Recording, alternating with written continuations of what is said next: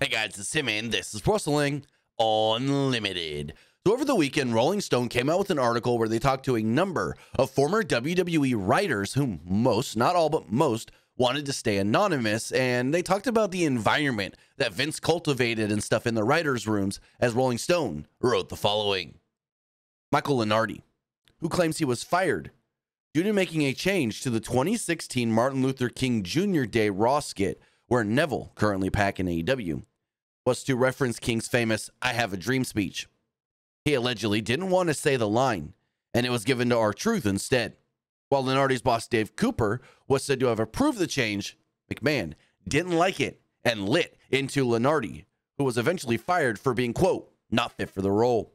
Through a representative, McMahon denied any wrongdoing for the incident or any of the accusations from the writers.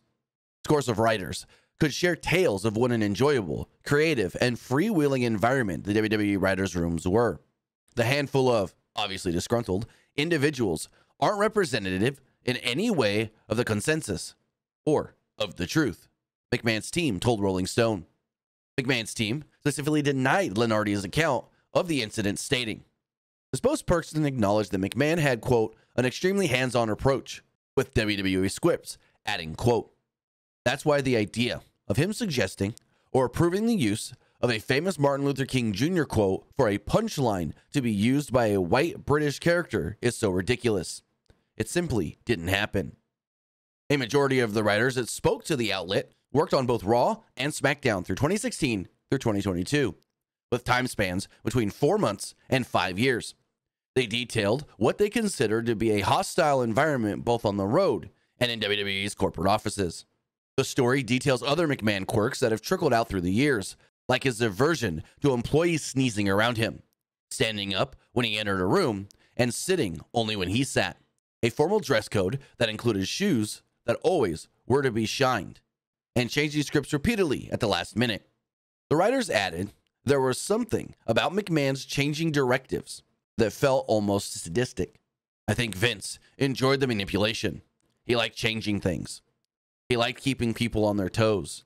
I genuinely felt like this isn't to benefit the show or the storyline.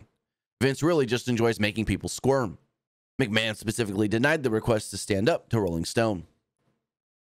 The accusations extended to other writers who were in power positions, creating an environment where writers were either for McMahon's way or against them, effectively turning them against each other. The accusations also included unwelcome comments and physical contact within the creative staff. Quote, they would touch me, or they would have me come closer to them, she claims. They would pull me by my waist to come somewhere or move closer to them. I'm just super aware that it's kind of close to my butt, and most people don't touch me by the waist ever. I thought, this is strange. The story recounts the story of two former female writers who went to HR about the allegations, with one being fired shortly afterward. After a Zoom call with female writers about the issue, the reaction was not positive. Quote, after the Zoom meeting, the writers who spoke with Rolling Stone say, there was an in-person meeting with the entire writers' room in which senior leadership allegedly told everyone they were acting like middle schoolers and not to go to HR if they have any future problems. Now, McMahon, who stepped down from his TKO and WWE leadership role in 2022, is currently under federal investigation due to accusations in both the Janelle Grant lawsuit against him and WWE, and for other hush money payouts he allegedly made in the past due to sexual misconduct.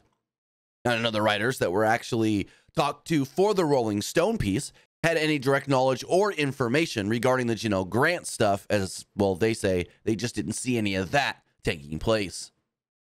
With that, this is kind of the stuff we've heard over the years, the Vince sneezing thing, the you gotta look the part to be the part kind of thing with the shoes and the dress code and all that, and the other stuff. It's if you've heard this stuff over the past, none of this is really new.